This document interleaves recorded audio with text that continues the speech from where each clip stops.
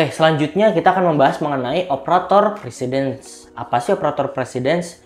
Jadi ini adalah urutan operasi menentukan bagaimana ekspresi dievaluasi.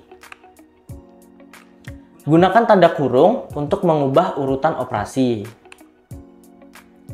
Dan yang ketiga, ini operator dengan precedence lebih tinggi dievaluasi dari terlebih dahulu. Nah, ini ada contohnya nih. Jadi contohnya nih, misal 2 ditambah 3 dikali 4 dievaluasi menjadi 2 tambah 3 dikali 4, atau dalam kurung ya.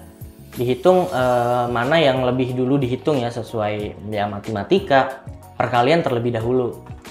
Dan menghasilkan 14. Diubah menjadi 2 ditambah 3 kali 4 dievaluasi sebagai 5 dikali 4 menghasilkan 20. Nah, itu untuk mengklasifikasi itu ya, mana yang didahulukan gitu. Nah, seperti itu. Menentukan urutan operasi, menentukan bagaimana ekspresi dievaluasi. Dan gunakan tanda kurung untuk mengubah urutan operasi. Nah, bisa dilihat ya, seperti contohnya. Jadi yang lebih dulu yang di dalam kurung. Itu adalah disebut operator precedence. Nah, kemudian yang akan kita bahas nantinya ya, kita akan membahas lebih dalam lagi nih, gimana sih cara kita mengkombinasikan HTML, CSS, dan JavaScript.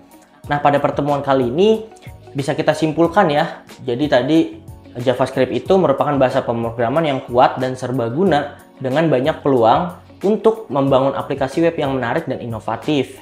Dengan mempelajari JavaScript, kita juga membuka pintu ke dunia pengembangan web yang lebih luas lagi dan dinamis. Kesimpulannya berarti tadi kita sudah membahas mengenai apa itu JavaScript ya. Tadi kita juga udah mempelajari tipe data, ada tipe data apa aja, tadi ada string, dan string itu ditandai dengan apa sih? Nah, itu. Kemudian ada number juga, kemudian tadi ada date, kemudian kita sudah belajar mengenai array, kemudian kita juga sudah belajar mengenai object, array object, date, kemudian juga tadi kita sudah melakukan precedence tadi untuk mendahulukan operasi mana yang harus didahulukan. Nah, pada next pertemuan ini akan lebih menarik lagi nih. Pada next pertemuan kan kita sudah membahas nih mengenai JavaScript, HTML, dan CSS.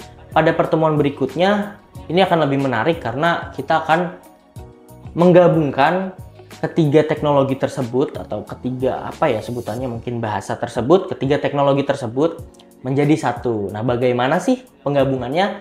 Mungkin sampai bertemu ya di next pertemuan. Nah, untuk pertemuan kali ini mungkin saya cukupkan sampai di sini. Sekian dan terima kasih.